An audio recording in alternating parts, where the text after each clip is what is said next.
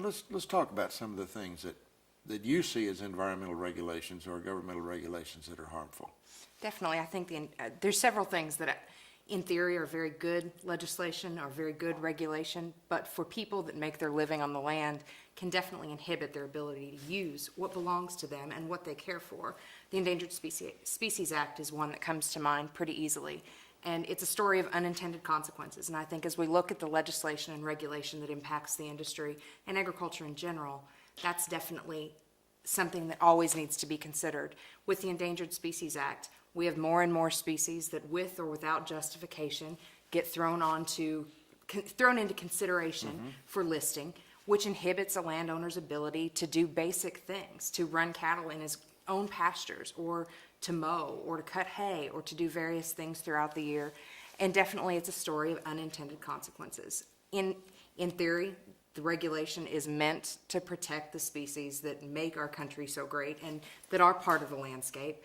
But in reality, what it ends up doing is choking out everything else. Every other multiple use that's on the land loses its importance and falls into the background. Another one would be the Clean Water Act. Obviously, everyone that makes their living on the land has an appreciation for clean water and the beautiful rivers and lakes and things that make our landscape great.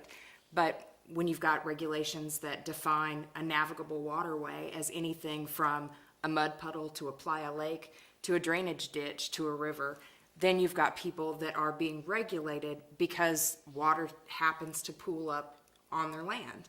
And in no definition that I can imagine is that a navigable waterway, but right now we're looking at the possibility that those things could now be regulated under the Clean Water Act and landowners held accountable to that regulation for things like playa lakes and ditches and mud holes. And how would, in their perception, how would regulating playa lakes damage the environment or damage anything but the livestock industry? Because the water from those playa lakes actually go down and find fissures in the caprock and replenish the Oglala aquifer, which is the most important life support system in this part of the world.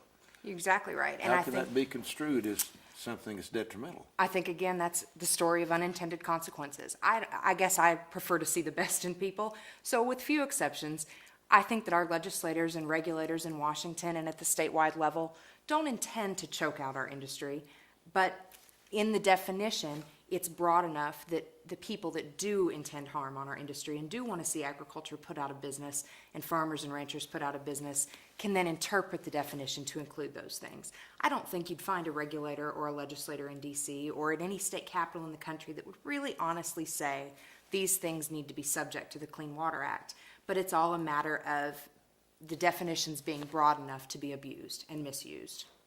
Every American can vote for the candidates that support your food producers on November 4th. Visit our Facebook page at facebook.com/TheRanchersUSA for more information.